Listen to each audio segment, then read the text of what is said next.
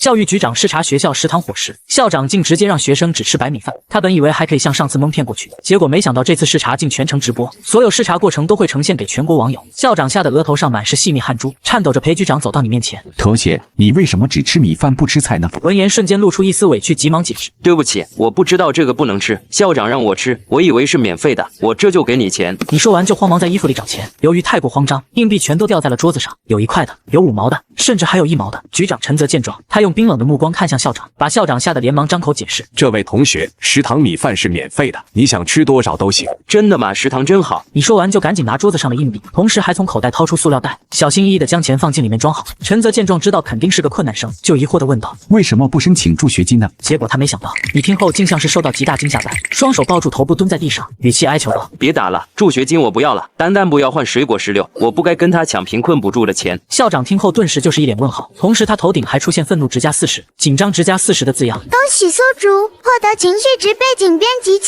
首次激活系统奖励宿主新手大礼包1份。你听到脑海中的声音一阵激动，随后就用手点开了新手大礼包，并获得到最合适自己的人生背景：父亲阿反，边境戍边战士，军衔中尉，职衔连长，荣获3等功5次，2等功2次，在一次边境保卫战中光荣牺牲，并追加1等功。母亲林丽逆流天使，在抗击疾病中牺牲。大哥徐州缉毒警察，在一次金三角行动中牺牲，追授1等功警号永久封存。爷爷未知，奶奶未知。系统说完，你脑海中就多出很多，同时口袋也变得沉甸甸的。恭喜宿主，你家人的所有功勋章已全部发放到口袋中。这时校长紧张的声音传来：局长不是这样的，听我解释。解释什么？解释你滥用助学金，给关系户真正有困难的同学，你不管不问。局长不是这样的，这件事我并不知情，全都是导员负责的，回头我就找他谈话。校长说完，直播间立马就热闹起来。校长妙啊，一句话就把锅甩得干干净净。抓紧帮这位同学申请助学金，再出现类似的情况，你这校长也就当到头了。这就完了吗？那我这么辛苦演戏是为了什么？不行，我不接受，我还要情绪值。而此时，校长已经拨通了你导员的电话。指导员，你怎么回事？黑白同学生活那么困难，你为什么不给他助学金？赶紧来食堂一趟，给我个解释。不是校长。电话里刚发出声音，校长就非常鸡贼地挂断了电话，而局长也只是看他一眼，并没有说话。不一会，韩风火急火燎地赶来，满脸怨气地对你说道：就你事多，我都说了，今年有困难的同学多，你就先忍忍，我明年再给你办助学金。4年前你就这么说，明年我都毕业了。韩风闻言瞬间哑火，各种情绪值也在现场人头顶不断出现。李导，你真是个负责任的导员啊！我是不是应该给你颁个奖？来年再给你升到主任，好让你有更多的权利来支配。不是你谁啊？校长听后，紧张情绪值又加了20。韩风怎么说话呢？快给局长道歉！韩风闻言脸色一白，急忙开口道歉。你不应该跟我道歉，而是应该跟他道歉。快点帮这位同学申请助学金吧。韩风幽怨地看了你一眼，闹到局长这，故意让我难堪是吧？等局长走了，看我不整死你！愣着干嘛？快点帮他补办。局长，我来得着急，相关资料忘记带了。现在回去拿，估计要半小时，那太耽误您时间了。要不等您走后，我再回去帮他申请。局长稍稍犹豫了一下，随即点头答应了下来。直播间的观众见状是又气又无能为力。真有这么大的事情，这位局长居然就答应了。心疼这位同学，局长一走，助学金的事情肯定就没希望了，可能还会受到他们联合报复。这同学好惨啊！果然，局长刚转身，韩风就从口袋掏出你的请假。黑白同学，后天有个志愿者活动，希望你能积极踊跃参加。请假的事情以后再说吧。韩风说完，立马把假条撕掉，而你见状没有丝毫生气，反而露出一抹玩味的笑容。你的笑容也让韩风有了不好预感。导员，后天我实在有要紧事啊，你就批准我请假吧。你突然的大喊声让局长的脚步立马顿住，并转过身看着你，这让校长的紧张值又加了40，同时诧异值也加了50。黑白同学，你还有什么重要的事情吗？后天是我父亲忌日，我要去祭拜父亲。你说完就朝着局长走去，期间还不经意把系统奖品掉在地上。局长看到后不禁一愣，这是这机房发放的奖励。黑白同学，你这些物品哪里来的？我父亲给我的，他是这方的人。韩风听到这话，他头顶立刻出现震惊值加200，困惑值加200，显然他知道自己要完了。你真行啊，韩风，你被开除了，你跟警卫官说吧，这件事已经不是我能做主的了。这下真的要去喝蛋花汤了。黑白同学，你还有什么困难？谢谢局长。别叫我局长了，叫我陈叔就行。英雄尼姑在学校受虐待，还被现场直播了出去，现在能平稳着陆就不错了。此时直播间早就轩然大波，韩风是踢到铁板了，估计要牢底坐穿了，看得我太生气了，恨不得到现场给校领导一人一嘴巴子。陈叔，我请您吃碗面吗？您不知道我在这里还有工作呢。你说完就向后厨走去，来到后厨就很熟练的煮起方便面。英雄姨子宁愿靠煮泡面养活自己，也不给国家添麻烦，真是个好孩子。局长想到这，又用阴冷的目光看向校长。然而就在这时，一男一女气汹汹地走到你面前。早就告诉你了，让你涨价到10块，跟我们超市一个价格。你现在怎么还卖5块？都是学生，哪来那么多钱啊？那我不管，你必须卖10块。你卖的这么便宜，学生们还怎么买我泡面啊？那你不能降价吗？屁话，降价我还赚什么钱啊？今天不涨价，明天我就找人给你摊子撤了。这个摊子我可是做了半年，我手里是有合同的。别跟我谈什么狗屁合同，校长可是我家亲戚，说给你撤了就给你撤了。对方这话一出，直接把你逗乐，真是瞌睡来了就有人送枕头。果然，你看向校长方向，他头顶的恐惧值就加了100，而局长则用想要杀人的目光盯着校长。局长，我不认识他们，他们是在冒用我的名头。而你则来到校长面前哀求道：“校长，您高抬贵手，能不能放我一马？我真的需要这个地方来卖泡面。”黑白同学，我怎么会不让你继续卖呢？而且我压根不认识他们。可他们说是你亲戚啊。他们是放屁。好了，身为人师，注意一下言辞，到底认不认识你，等明天就知道了。校长，你就不要出面了。孩子，你放心，明天他们要是敢来，陈叔替你出头。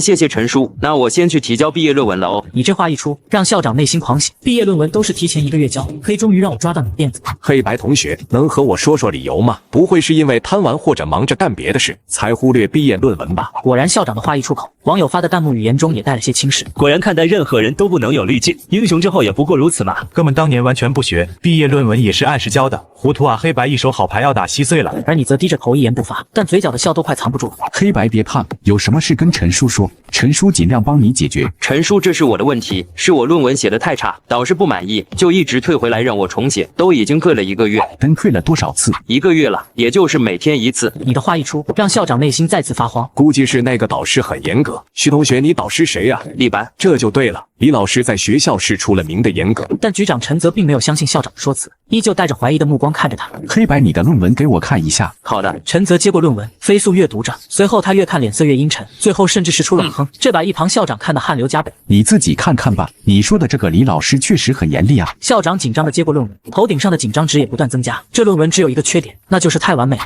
这帮白痴手下真是害死我了。黑白，虽然李老师很严厉，但你这论文确实被改得很完美，你这论文肯定能过，你也别怪他，毕竟严师出高徒嘛。然而你听后又拿出一篇论文说道：“校长，刚刚那是出版，这才是我昨天写的。”陈则先接过论文看了起来，随后脸上就出现被气笑的表情。校长，你还有什么好说的？英雄之后在学校就被这么对待吗？局长，我一定严查，一定严查。如果上面要深究，你们全都要吃子弹。那我先去找导师提交论文了。黑白，我跟你一起去，我倒要看看这老师为什么要针对你。魏校长，你不会通风报信吧？不会。不会，那好，先不让那个李老师知道我是谁。随后你进入李白办公室，其他人则是在门口偷听。李老师，这是我今天修改的论文。好，我看看。校长听到对话，眼神充满期盼。李白，你可千万不要犯糊涂，本校长的命现在在你手里攥着。写的不错，前100字写的不错，我命休矣。老师，我觉得我写的可以了。我是老师还是你是老师？老师，你就让我过吧，我都改30遍了。呵。想过可以啊，去我给你推荐的那个地方工作，我就让你过。而陈则也不再忍耐，直接走了进来。李老师，黑白的论文有什么问题？你又是谁呀？我的叔叔。那你是做什么的？我在工地上班。这就不对了。那这位家长，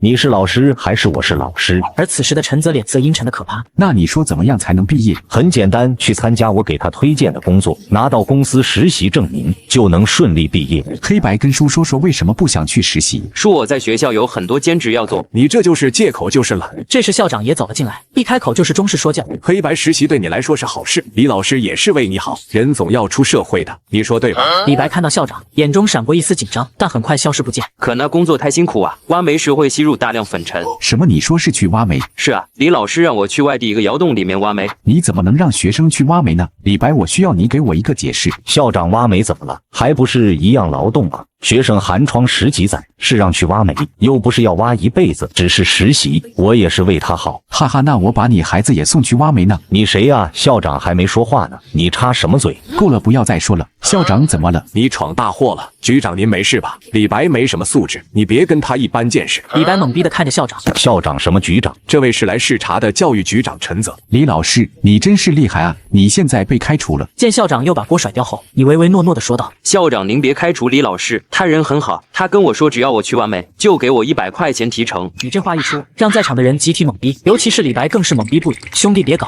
我什么时候说过这话？李老师你忘了，当时你喝完酒说，只要我把班花的联系方式给你，你就给我安安排完美工作。黑白同学，我警告你，污蔑是犯法的。李白话音刚落，他兜里电话响起，来电人正是你要去的煤矿老板。他刚想挂掉，却被陈泽阻止。接让我们大家一起听听。李白听后脸上毫无血丝，不肯接听，但陈泽抢过他手机就按下接听键。喂，李老师，那个黑工什么时候过来？煤厂少人，说话。不去了，那学生很忙。啥不去了？你之前是怎么信誓旦旦跟我保证的？说给他穿小鞋一定会把他逼来。你别胡说。我胡说？姓李的咱俩可是有聊天记录的，你这不守信用可就说不过去了吧？再说我对你多好啊，我给别的中介提成1000，我给你2000，我给学生发6000的工资，你要贪学生4000，就给他2000块钱，然后你就这么报答我的。这话犹如惊雷，把李白大脑炸得一片空白。求你别说了。为啥不说这些年你赚了多少钱？我一直睁一只眼闭一只眼，但你今天太过分了。对方说到这里，办公室内一片死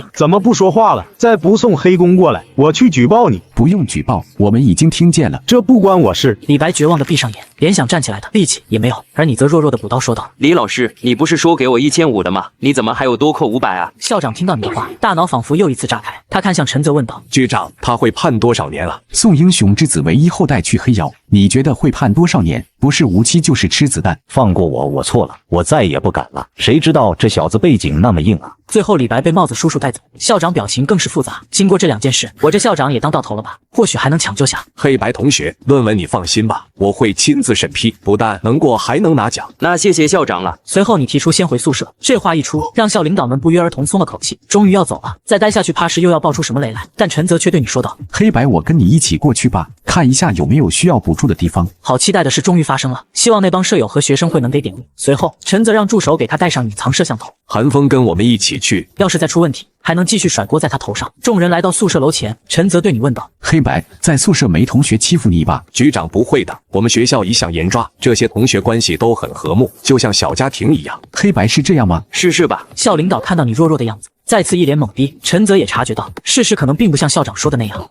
你们啊就会欺上瞒下。魏校长，一会你就别进宿舍了。好吧。很快，一众人就来到宿舍门口，一股浓浓的烟雾飘来，十分呛人。你刚进门，就让清河眼前一亮。黑白，你刚刚闻到烟了吗？有点呛。那快把2手烟钱 A 了吧！看什么看？快把钱 A 了，给我！门外校长听到这话，一口气没上来，差点抽过去。哈哈，你校长好本事，还真是互帮互助、团结友爱的小家庭啊！局长我行了，你就在门外好好待着吧。随后陈泽也走了进去。黑白啊，又去卖泡面赚钱了，再卖下去，本市首富就是你了。不像我每月只啃着父母5000块生活费。对了，黑白，你父母给你多少钱？清河，你别说了，我是孤儿，我父亲去世了。对不起，我不是有意的。你父亲要是早点穿 AJ 就好了。这话让陈泽沉浮多年的涵养差点功亏一篑，而你只是红着眼，并没有说话。黑白，你英语6级过了吗？天天看你背单词。过了。过了，你为什么能过？你凭什么能过？哼，过了有什么用？还不是照样找不到工作。不像我一毕业，父母就安排我去教育局工作。陈泽看向漠然，语气温和问道：小同学，你父母叫什么？老登，你谁啊？我是黑白叔叔。哦，你想替你大侄找关系是吧？不好意思，我父母很正直，从不帮人走后门。你要送礼的话，直接给我就行。好，父母倒是生了好儿子。用你说啊，没钱送礼还阴阳怪气起来了，天天净学些歪门邪道。门外校长听到这些话，再也忍不住，直接走进宿舍。漠然，你给我闭嘴！校长，别叫我校长，你是我爹。校长，你怎么来了？我再不进来就晚了。晚什么？我平时就这么教你们的，不是告诉你们在宿舍要团结友爱吗？校长，你眼睛进沙子了。这时漠然又看见身后垂头丧气的导员，他立马热情地说道：导员，你来了也不提前通知，你看我今年补助金的事情。哈哈，在体制内还是双职工家庭的孩子，还需要补助金啊？废话炮，小美不要钱啊，换新手机不要钱啊。漠然同学，补助金是给真正有困难的同学，你别瞎认领，可没有你的份。可前3年都给我发了。闭嘴，那是我不了解情况，被蒙在鼓里了。导员你，我懂了，这是体制内的规矩。你懂什么了？随后漠然拿出一瓶饮料和一管牙膏，交给韩风。导员这点礼物不成敬意，你看我补助金的事。拿着你的东西滚蛋！教育局长视察学生宿舍，并亲眼目睹学生给老师送礼。校长见韩风情绪激动，急忙开口解释：杨同学是在开玩笑呢，正常人怎么会送牙膏和饮料呢？韩导员和学生们打成一片，所以很爱开玩笑。陈泽听后脸色有些缓和，但你却弱弱的拱火道：杨同学，你的礼物不会这么拉胯。呵呵，土鳖。韩导员，你扫一下瓶子上的2维码。韩风听后可怜巴巴的看向陈泽：同学叫你扫你就扫啊，看我干嘛？韩风听后无奈用手机扫码，低您的账户到账888元，无命休矣。本来还有望洗白呢，现在真黑成炭了。哈哈。看见没？土鳖、导员都感动哭了。好，原来体制内的规矩可以完成这样啊！那这牙膏什么牙膏？这里面是燕窝。乙导员，你跪在地上干嘛？不用叫他导员了，他已经被我开除了。哦。那韩风，你把钱还我。还有啊，小韩，以后我们宿舍你少来，你啊都被开除了，还进我们宿舍收礼。那驾驶部知道，还以为你是局长呢。你们就这么落井下石的？平时待你们不薄吧？你啊，还拿以前说上市了。够了，我来就为了调查黑白平时生活的，不是看你们耍官场那套的。一个亲戚嗓门这么大，不知道的还以为你是校长呢。我爹，你快住嘴吧！而默然并未发现事情的不对劲，反而做出领导姿态。好了。既然你是黑白叔叔，想让黑白在学校里不受欺负，这件事我可以管，这就是我父母一个电话的事。真的吗？当然，不过我需要一点茶叶来孝敬我父母，你也可以直接扫我手机的嘛。好家伙，要礼要到局长头上了，你真行。陈泽继续语气温和道：其实我也是教育局的，你父母叫什么？你也是教育局的，那明年咱俩就是同事了。既然是一个圈子的人，就不用送礼了。黑白我罩着了。对了。你叫什么？陈泽。我怎么没听过啊？教育局里的叔叔阿姨，我都认识七七八八了，你我咋没印象呢？要不打电话给你父亲，他应该知道我。也行。默然立马掏出手机拨通亲爹的电话。喂，爸。臭小子，又惹什么事了？刚刚有个学生家长让我多关照他孩子，但是抠搜不肯送礼。啥玩意？又想要福利又不，怎么啥好事都给他占了？是啊，我也是这么想的，但他说自己也是教育局的。别听他瞎放屁，教育局里谁？我没请吃过饭，真要有事早就打电话给我了。哼，我知道了，爸，这帮缺德玩意真没素质，这点格局，活该穷。这话跟我说说就行了，别当面说。那人叫什么名字？我查查看吧。教育局里拖地的我确实没请吃过饭。陈泽啊。没听清你说他叫什么？陈泽啊。局长。啥？行了，还是把手机给我吧。默然一脸问号的把手机交给陈泽。旺财这么能赚钱，为什么不去创业啊？你的收入估计是我的好几倍了吧？局长，您误会了，我哪敢收礼啊？你儿子都要到我头上了。您听我解释。你还是留着台词跟纪委解释吧。陈泽说完就把手机还给一脸呆滞的默然。来，你父亲估计有话对你说。爸，兔崽子。你要礼要到我们局长头上了，看我回家不扒你皮！局长黑白有个局长叔叔，勾巴的，为什么不早说啊？这下坏了，明年可能做不成同事了，要和亲爹做狱友了。我刚刚就是用这张嘴阴阳局长的。黑白你在情报局工作的，咋那么能藏呢？你要早拿出你这身份，牛马小丑不就是我们吗？陈叔你也别怪默然了，他平时就那样，我早习惯了。好孩子，你就是太善良了。对了，你怎么不叫他全名啊？因为他缺德啊。这时又有2名同学走了进来，其中一人叫嚣道：学生会查钱，见到我来了，怎么还不站好？对不起，床上怎么还有零食呢？我这就收起来。零食吃多了对身体不好，不知道啊？给我吧，我帮你分担痛苦。我零花钱不多，这是我未来几天的伙食了。好，你果然是个小人，只能同甘不能共苦。叫黑白是吧？听说还是个孤儿。是啊，怎么了？这是5块钱给你。你给我钱做什么？你家办丧事，拨交给你的份子钱。记住哈，现在你欠我2顿席，你就请我吃2次饭来补吧。刚刚上完厕所回来的校长听到这话，一口气差点没上来。他刚想发火，就被陈泽一个眼神制止，再笑眯眯的说道：不好意思，会长，这钱我不能要，我再给你5块钱吧。什么意思啊？会长上当了，这是将来给你双精髓的份子钱，你找死！学生会长大怒，刚要动手打你，但被另一名学生会拦住。会长别冲动，咱们可是学生会，整他不是轻轻松松，没必要使用暴力啊！学生会长楚风听到这话立刻冷静下来，随后他对你说道：鄙视学生会，扣50分。我叔还在这呢，你确定要扣分？你叔谁啊？你当他是校长啊？搞笑再扣50分。而校长再也忍不住咆哮道：楚风，校长您怎么来了？楚风学校把学生会重担交给你，你就这么滥用职权的？校长是这宿舍违反规定在先，谁让你说话出去？局长，我实在听不下去了，是我没有管好学生会，我的错。他是局长，什么局长？没事的，你不要因为我叔是教育局局长就包庇我们，该扣分就得扣。楚风，这个学生会会长你还是别当了。这几年作威作福得罪的人太多了，不当学生会会长，我还不得被人整个啊！校长你什么？你还不赶紧走？就这样，楚风带着手下灰溜溜的走了。而校长依旧不解气，他拨通助理电话，那几个学生会的，别让他们毕业了。好的，校长。这时陈泽也对你说道：黑白时间也不早了，我还要到局里开会，明天我会跟你一起去食堂处理问题。应好的叔。魏校长，下面估计会有专员找你问话，我希望你要如实回答。好吧。此时校长已经是满头冷汗，而当校长和陈泽离开后，你的3个室友也都是脸色凝重。我怎么感觉黑白的身份不止表面那么简单呢？你又发现什么了？我发现大局长看黑白的眼神不像是长辈看晚辈的那样，局长眼神里带着紧张和小心。靠，这黑白到底是什么身份啊？别管他是什么身份了，以后我们在他面前都小心些。第二天清晨，你按时前往学校食堂，走出宿舍时，系统声音响起：恭喜宿主，情绪值已满足青铜级别，奖励综合格斗术精通。系统声音结束，你大脑中就融合了大量的技，南拳北腿、太极拳、巴西战舞、相扑、摔跤等功夫应有尽有。可以说我现在就是顶级功夫大师了。接下来只要多增肌，加强核心，那打10个不是问题。呸呸呸！随后你前往操场，准备打套拳检验一下。当来到操场时，你竟看到2个人影，从体型上看也是个练家子。人影敏锐地感受到你的目光，秦风张口对你说道：小同学起这么早啊？来晨跑的吗？来打拳的。不错不错，咱俩有缘，待会可以指点你几下。用不着我打得很完美。狂妄，我们秦总可是拳法协会副会长，是部队退役下来的，能指点你，你就偷着乐吧。请你继续狗叫。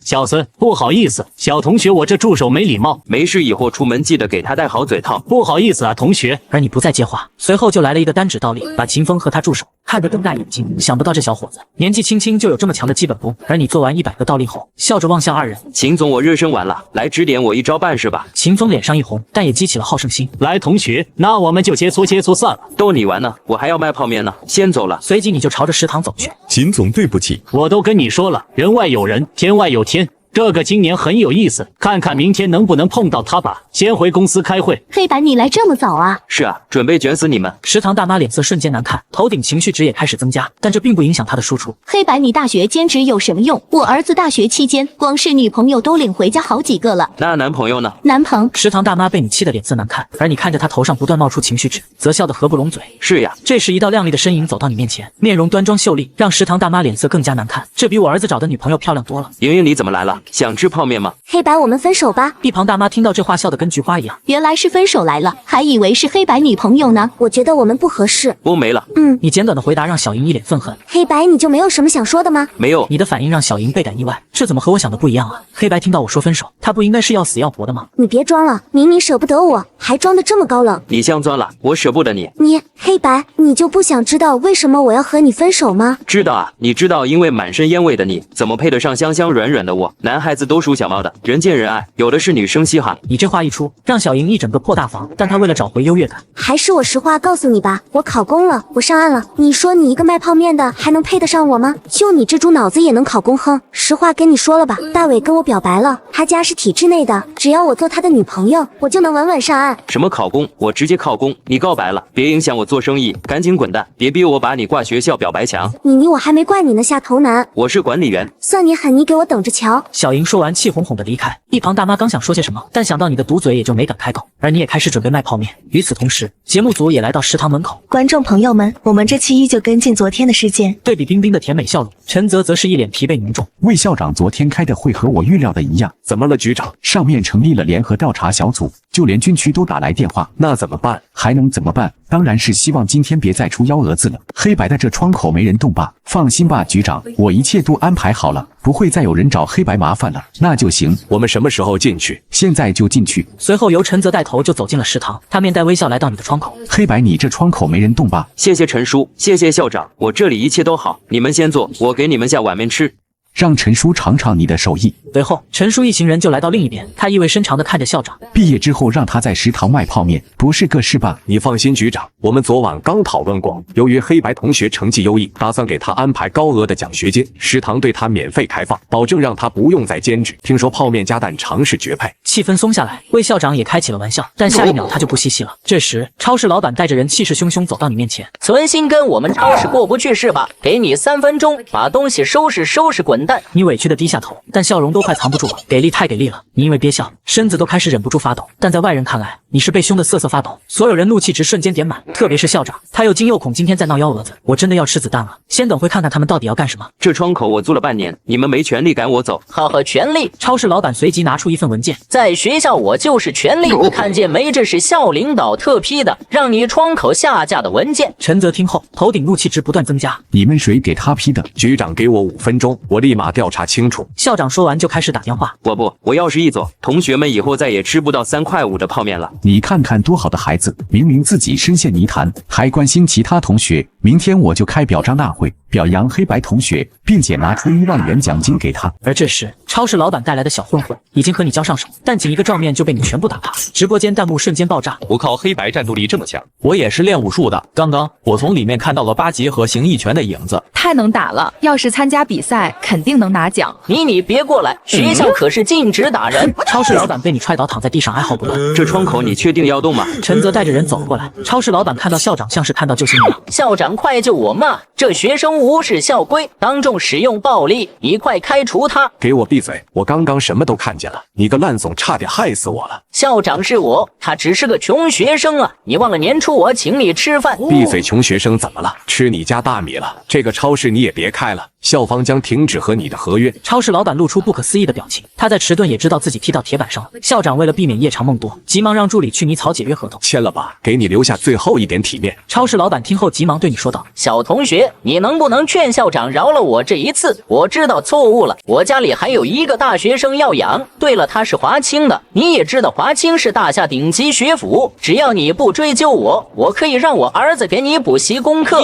黑白这件事情你想怎么处理？你闻言低下头，神情失落道：“那好吧，我不追究了，算你小子识相。毕竟等你们一走，老板就要对我无休止的报复了。我一学生哪斗得过他啊？老板以后报复的时候下手能轻点吗？”你这话一出，在场所有人头顶情绪值不断增加。你特么！超市老板话说一半就硬生生憋了回去。刚刚是我欠考虑，今天这合约必须解，愣着干什么？赶紧把字签了。老板气得直发抖，委屈神情也变得阴狠。抱歉，这字我签不了。为什么？因为我只是代理的店长，超市真正的老板是福润集团的经理，有能耐你们去找他解约去。校长听后又仔细看了看合同，发现还真是那样。这件事好解决吗？有点难。福润集团在本市是龙头企业，他们涉及各行各业，我们的大学也有他的投资，其中2个教学楼还是他们捐款建成的。小李替我联系这位金 A， 我跟他好好谈谈。小李领命后就开始拨打电话，但很快就报告陈泽一个不好消息。局长他说他正在开会，没空接电话。什么？好，没时间，那他以后也不要再有时间。可是局长，可是什么？目前局里和福润集团有多个合作，咱们今年正缺额度。超市老板听到陈泽和下属的对话，他面露出得意表情，同时又拿出一份和解书。小同学，你也看到我们的实力了，打我们的事情可以一笔带过，我们以后也可以井水不犯河水，但前提是你需要签下和解书，并且把泡面价格提到10元。陈叔，听到你声音，他低着头，眼神闪躲。一旁的校长也面红耳赤，沉默不语。上面把这件事交给我亲自解决，这要是再办砸了，能不能安稳退休都是个问题了。实在不行，那就请上面人出手吧。而你看向沉默的众人，也是一阵无语，还以为多厉害呢，结果就这。系统情绪值够编辑一次背景吗？宿主还差500情绪值。不，那好吧。随后你立马发出无奈又洒脱的语气：“没事的，陈叔，你已经帮我够多了，起码让我吃了顿长寿面，我已经很满足了。陈叔就算不卖泡面了，我也可以减废纸箱、塑料瓶什么的，我肯定能养活自己的。”陈泽的老脸红得跟猴屁股一样，各种情绪值也不断在他头顶出现。校长，我也要谢谢你，我申请3年都没有得过的助学金，感谢你一句话就让我今年获得了。黑白同学，你别说了。校长，谢谢你让我有了免费的米饭和汤，不然我现在还饿肚子呢。真别说了，要脸。此时校长恨不得找个地缝钻进去。恭喜宿主满足情绪值，可编辑一次背景。你望向空白面板，跃跃欲试，在跟系统了解可编辑范围后，就开始操作起来。父亲阿凡的生死战友，拜把子好兄弟秦风在戍边保卫战中，秦风被敌人包围，阿凡赶来营救，凭一己之力带秦风突围，并为秦风挡下了2颗致命子弹。在一次敌后作战中，阿凡在秦风眼前牺牲，因此秦风十分愧疚，心灰意冷下退伍。退伍后，他继承家族企业福润实业，并在他手上不断发展壮大，成为如今的福润集团董事长。宿主编辑完成，是否确定？确定。恭喜宿主当前背景植入成功。关于秦风，你有些印象，原来今天在操场上的大叔就是秦风，怪不得他能随便来学校，原来是校董啊。而你为了加大能量，特意让系统写了封信寄去。而福润集团总部，秦风凝视一张合照，久久不语。照片上正是他和你父亲的合影。凡哥，今天我在学校遇到了一学生，长得好像你啊，特别是桀骜的性格，更像你。要是没牺牲，孩子是不是也有这么大了吧？这时助理轻轻推门而入，樊总又在看这张照片啊。小孙啊，你以为现在是和平年代？其实不然，咱们现在的和平是多少默默无名的英雄用生命帮我们换来的。当年凡哥带我突围食物断绝，硬扛了好几天，我以为我俩要饿死了。他在地上捡到过期的泡面，是那口泡面救了我，也是他救了我第2次。秦风表情满是怀念愧疚。对了，你来找我有什么事吗？有人寄了封信给你。信这年头还有人写信，多半又是友商来求合作的。小孙你自己看看，把它处理了吧。是，但我记得好像没有姓樊的友商啊。听到樊这个字，秦风内心触动了一下。算了，我自己看吧。结果秦风刚打开信封，一枚带血的勋章就掉了下来。秦风顿时失神，急忙打开信，目光锐利。秦叔叔，当你收到这封信的时候，我已经去找我父亲了。我在学校生活拮据，只能靠在窗口卖泡面赚点生活费。超市老板逼我泡面涨价，于是他就掀翻了我的窗口。我上前和他们理论，他们却说我是孤儿，可以随便欺负，还说是我克死了父母，骂我是丧门星。我说我父亲是英雄，他们却一把扔掉我的勋章，说这是破铜烂铁，一点用没有。所以我把勋章寄给你，你看能不能帮我换点钱，够换泡面就行。秦风身体控制不住的颤抖，房间内也压抑的可怕。这时，一张秦风和阿凡的照片掉了出来，而照片后面写了一句话：儿子有事就去找秦叔，那是爸爸最好的兄弟，他一定会帮你啊！秦风再也控制不住，凄厉的大喊起来，眼泪也从眼角滑落。助理眸中满是惧怕，小声说道：秦总，你电话响了。不接，老子今天要砸人。是部队打来的。秦风听到是部队，于是接过电话，电话刚放在耳边，那头就传来噼里啪啦的怒骂：秦公子，秦老板，你当时找关系进来，还不如再找关系退伍，你还不如当个逃兵，这样阿凡可能也不会死，他儿子也不会受欺负。这句话无异于最后一根引线，彻底把秦风引爆。紧接着就是一阵冰冷的忙音，秦风眉心汇聚着杀气。小孙备车去学校。食堂内，陈泽和校长脸上通红，超市老板则是满脸自信，眼神中带着戏谑。黑白还是签字吧，我也是为你好。虽然你很能打，但现在是法治社会呀，只要你签了字，刚刚打人的事情我就不追究了。你接过合同，不禁皱眉，合同怎么又改了？是啊，泡面卖10块，你不是赚的更多，为什么不愿意呢？简直是欺人太甚！之前还答应好好的，不比涨价，各卖各的，互不干扰，怎么一圈下来还回到了最开始？哎呀，主要之前也没意识到福润集团这么强大，现在意识到我有这么大的背景，自然要好好利用了。你真当我治不了你们？我只是不想滥用权力。陈泽说完就给市监管打了电话：老公忙不忙啊？有个事情想找你沟通一下。老板局长找人了，咱们能扛住吗？不清楚啊，不过我还想赌一把，万一对方会看在福润集团面子呢？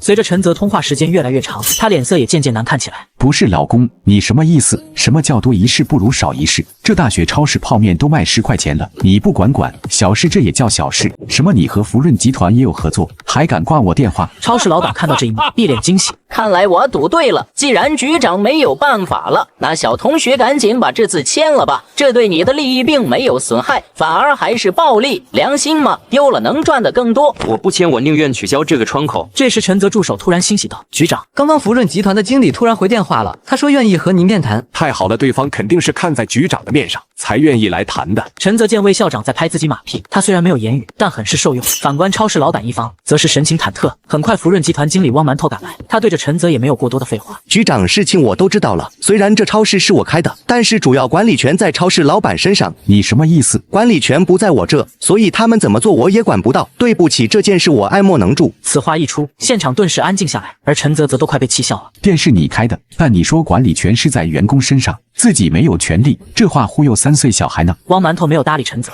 而是对超市老板说：这么个学生你搞不定，招人恐吓骚扰他不会吗？汪总这小子邪乎得很，一个人打我们好几10个练家子。汪馒头听到这话，他随即死死地盯着。你知道我是谁吗？不知道，反正你不是人。好，希望你待会还能口嗨出来。汪馒头说完就拨打一个电话，没过多久，一个大腹便便的男子出现。魏校长看到他，顿时眉头紧皱。张大头他怎么来了？张总，这件事情你能办妥吗？能。那我和贵公司合作的事情好说，我回去就给你办。汪总痛快，你说的就是这个学生？是的。张大头一笑，随即拿出一份文件。同学，这是学校窗口的解约合同，你签个字，3倍违约金，后期我会支付给你。众人震惊，陈泽看向校长，目光里带着询问。校长也有气无力道：再见校那会，咱们的食堂就承包出去了。虽然学校大小事务都能说上话，但唯独食堂不行。这个窗口要卖给谁，不卖给谁，也全是他说了算。小子，现在知道我是谁了吧？知道，你果然不是人。废话少说，赶紧签字，这食堂我承包的，我说租给谁就租给谁。哼，天真的学生，真以为你能斗过资本？虽然我只是福润集团的经理，但手里的权力和人际关系超乎你的想象。你看向对方，眼里闪过冷意，要不要把对方打一顿？虽然打他一顿肯定不会出什么后果，但那样会影响自己的人生。算了，还是等秦风来了处理这件事吧。就在你思考时，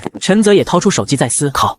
上头把这件事交给我解决，就是想让我戴罪立功，结果没想到这种小事竟然还超出自己能力范围了。张大头见陈泽的样子，很是不屑，屁大点事情还求上级，这局长不如给我当。赶紧签字，不然有你好果子吃。汪馒头的催促声也压垮了你最后的理智，自己只是不愿昧着良心涨价就被这么对待，妈的忍不了了！你随即一巴掌就扇在汪馒头脸上，然后就是左右开弓，举动把超市老板等人吓得连忙朝后缩。校长，这种学生不开除你留着干嘛？我要是不开呢？他这么做也是情有可原。这学生到底是谁？有什么背景，值得你们这么对他？我只是在履行校长的职责。那看来就是没背景了。张大头说完就拿出手机拍摄取证，有这视频为证，就算你是校长，也不能堂而皇之的偏袒他。黑白一定会被开除。我说的，保安愣着干嘛？赶紧上！一众保安这才反应过来，朝你冲去。住手！就在这时，远处传来一声惊叫，紧接着秦风就和助手快步走了过来。秦风目光紧紧盯着，眼神中也充满了愧疚。果然是你，我真该死，早上就该认出你的，是我对不起凡哥。你听到这话，嘴角不由勾起一抹笑容，看来那封信起作用了。福润集团的董事长来了，下面就稳了。汪馒头颤抖着身子对你说道：“你完了，得罪福润集团，你这辈子算完了。等你毕业之后，看哪家公司会要你去。”福润集团是咱们市的支柱产业，涉及方方面面。汪馒头要是存心打压黑白，毕业即失业。你说什么？你哪位啊？大胆，这是懂。一旁的助理还没说完就被秦风拦住，他收敛浑身杀意，目光柔和的看向黑白。太像了，眉骨间有他的影子。你听到这话，心里觉得好笑，但表情上还是做出管理。你是今早锻炼的大叔，你来这干嘛？黑白，我是你叔叔啊，叔叔。在场人听到你和秦风的对话，全都露出古怪面色，魏校长不约而同的看向陈泽。局长，他真的是孤儿吗？我还有叔叔。是啊，我和你父亲是异父异母的亲兄弟啊，之前让你受委屈了，从今天起，整个港市没有一个人敢欺负你。我说的。秦风霸气发完言，就给汪馒头一个大嘴巴。你只是福润集团的一个小经理，谁允许你在外面作威作福？不是，你到底是谁啊？你问我是谁，你有资格知道吗？汪总可别被他唬住，一个穷学生哪来有实力的亲戚？我怀疑他就是虚张声势。结果张大头这话刚说完，秦风又一巴掌打在汪馒头脸上。不是哥们，你干嘛老打我？汪馒头显然是被打懵了，竟还能问出这无脑的话来。现在给你上司打电话，问问我是谁。汪馒头被秦风的气势吓住，急忙就拨通了总经理电话。魏姐夫，说了多少遍了，在公司要升职务，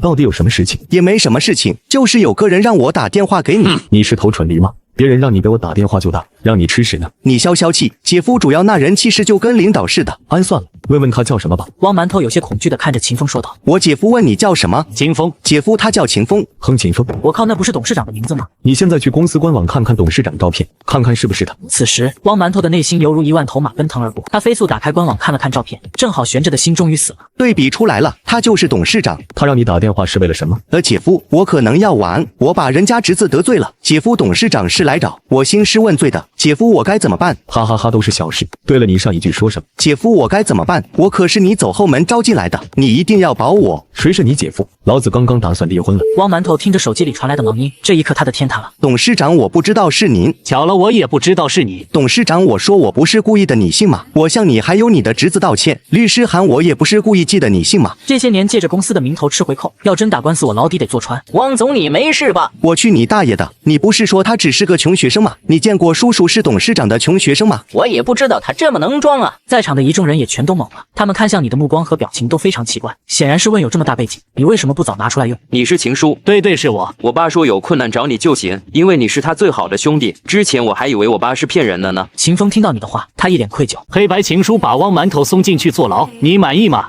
满意，可是我这泡面窗口还是被取消了。张大头听到你的话，冷汗直流。不，其实我是被汪馒头威逼利诱的。食堂窗口随你承包，你全拿去都行。我只要原来泡面窗口就行，毕竟其他窗口我也租不起。黑白什么也别说了，都是情书的错。这学校超市是福润集团旗下的，现在咱们给他收回，以后超市交给你来管理。可我最近学业压力有些大，超市我照顾不过来。是情书考虑不周，他再给你找几个管理人员，你当甩手掌柜。秦风这话一出，超市老板很不要脸的张口报名，把秦风气的是破口大骂：“你们给老子滚！”骂声顿时让超市老板垂头丧气。而这时你却说：“情书你也别对他们这么凶，虽然他们砸了我的摊位，鄙视我是故啊，看不起我父亲留给我的勋章，但我觉得还是要以礼待人比较好。”你的话一出，顿时让他们汗流浃背。兄弟别搞啊，不需要你帮我们求情的，让我们乖乖滚蛋就行了。给你们2天时间搬出港市。为什么？因为2天后你们会在港市混不下去。现在把这些年吃超市回扣的钱全吐出来，少一分我让你们1天都待不下去。秦总您别生气，我们这就交。然而等他查看账号，却发现余额只有10万，该死钱都拿去投资了。秦风风见到他们的反应，似乎早就预料到这一幕，随后让律师把文件递给他们，给你们一个机会，签了这个进去坐半年牢，我可以不要你们钱。老板听后顿时一喜，半年牢换几百万，秦总真是大善人，有钱人都这么缺心眼吗？随即老板大手一挥，潇洒的签了名字，半年后老子依旧是一条好汉。然而超市老板还得意时，他引以为傲的孩子打来电话，你知道的，我这么多年的努力，全是为了考中央，现在只差一步了。太好了，儿子，你还差什么一步？爸上面要核查我们祖上3代，咱们家没问题吧？放心吧，儿子，咱们祖孙3代都是良民，完全没有问题。等等，突然超市老板一愣，我刚刚好像不是良民了。秦总，你算计我！你儿子前途完了，你挑的吗？王八蛋，你算计我！秦总，我真的知道错了，我不要钱了，放我一马，我不想坐牢，我的孩子马上就要上岸了。你的孩子是孩子，这个学校的孩子就不是孩子了。超市全是连期过期产品，一个泡面卖10块，你在孩子们身上吸血的时候，想过他们还只是孩子吗？我真的知道错了，放我这一回，自己去戒局自首吧。儿子啊，是爸害了你啊，你在华清考研吧，永远都不要回港市了，咱们是斗不过福润集团的。就这样，超市老板一家全完了。你看到这一幕，也不禁感叹自己这个叔还真是狠啊，之前小看他了。好小子，以后不会再有人欺负你了。结果秦风话音刚落，食堂里就传来一声尖叫：黑白，我给你发消息，你为什么不回我？原来正是面容秀丽的小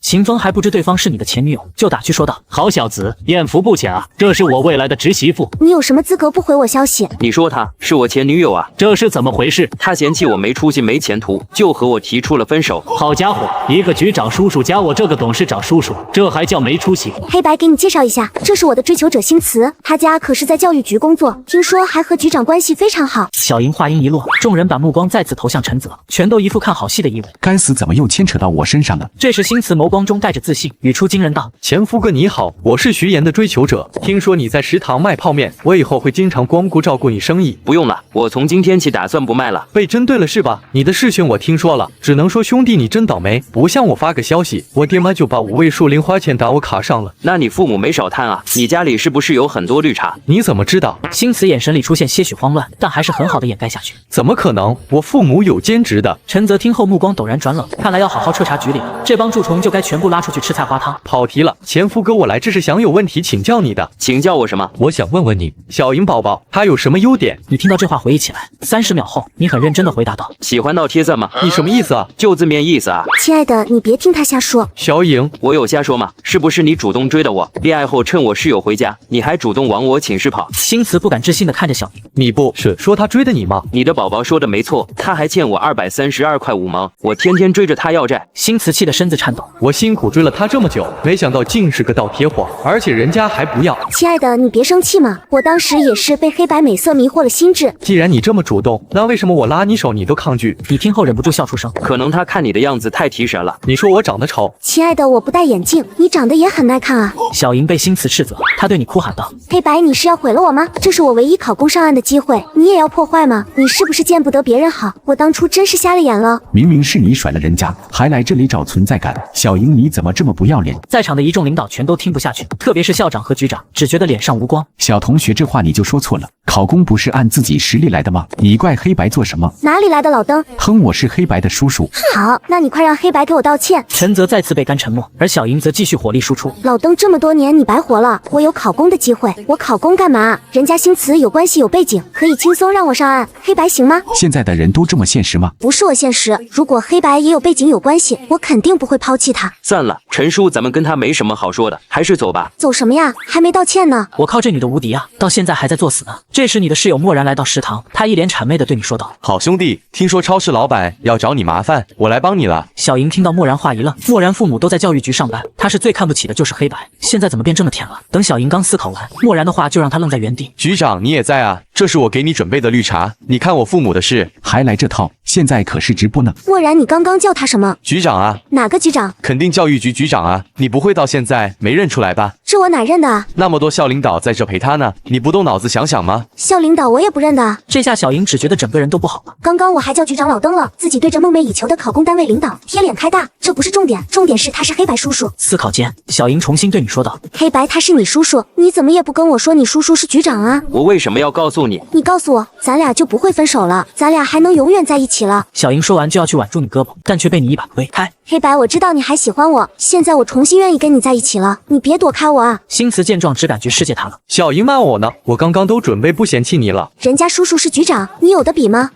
那之前咱俩在一起的快乐时光算什么？算你记性好。小莹看见你在帮她说话，顿时喜上眉梢。对，算你记性好。我跟他讲话呢，你插什么嘴？黑白哥哥，你不喜欢我了吗？你配吗？奴板哥不灵。我不信。那咱们之前那么多的美好回忆算什么？算你记性好。我只是想考公上岸，有什么错？奉劝你最后一句，谈恋爱少一些功利心吧，凡事都要靠自己。这时食堂内又传来一道声音：咦，小莹你也在这啊？叶凌天看着小莹的眼神带着浓浓爱恋，又来一个接盘侠。叶凌天，怎么是你？你来这里做什么？我舅舅是福润集团经理，今天跟我说来学校收拾一个不长眼的学生，也不知道收拾的怎么样了。什么？你舅舅是福润集团经理？对啊，你为什么不早说？你也没问啊？你早说，咱俩不就早在一起了？等会，咱俩能不能在一起和我舅有什么关系？别天真了，现在谈恋爱背景肯定是首选啊！你不是喜欢我吗？现在给你个机会向我表白啊！这么说，因为我舅雨神跟我谈恋爱了。然而不等叶凌天开口表白，小莹就迫不及待地对你炫耀道：黑白，就算你有个局长叔叔又如何？大不了我不考公，等我进了福润集团，照样是人上人。看着洋洋得意的小莹，众人皆是一脸懵。考公不是你毕生的梦想吗？这么快就改变了吗？雨神，你要进福瑞集团，那地方可不好进啊！亲爱的，那不是还有你吗？原来女神哪是看重自己，分明是看重自己的背景。好，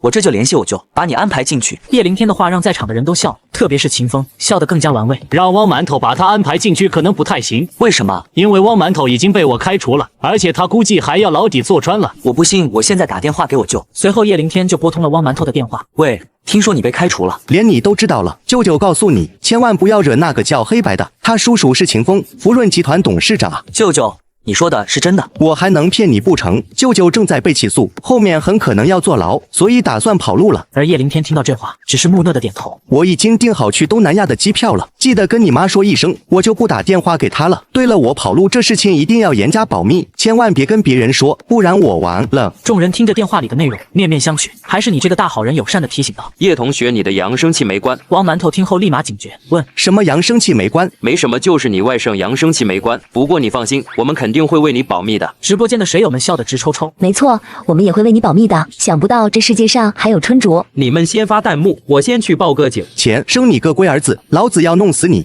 没素质，怎么连你亲姐都骂？此刻小莹的脸色不比前生好到哪去。黑白，你怎么还有个董事长叔叔啊？可恶，你为什么不告诉我？你要早告诉我，我们俩不可能分手。你真是太虚伪了。此时你都懒得搭理小莹，但叶凌天却很自信地说道：女神，虽然我舅舅要坐牢了，但是没关系，这不还有我呢，我可以养你啊。拿什么养我？你现在什么背景都没有。但我可以努力啊，我早上起床可以送外卖，然后去干理发店，午休的时候再干几单外卖，到了晚上再去饭店打工。小莹望着前生认真的模样，内心不禁荡起几道涟漪，然后缓缓开口：傻逼。女神，你别这样，我还可以更加努力啊。傻逼。这一刻叶凌天失魂落魄，他喃喃自语道：难道是我不够努力吗？走吧，情书我该上课了。走。众人有些意犹未尽，虽然都是领导，身居高位已久，但有乐子谁也都爱看。你和一众离开之际，小莹再次喊出你的名字，但这一次你没有回头。为什么不能再给我一次机会？你明明是爱我的，我没错，我只是想过更好的生活。但你仿佛没听见一般，脚步不停，彻底离开食堂。从这一刻，你也开启了崭新的生活。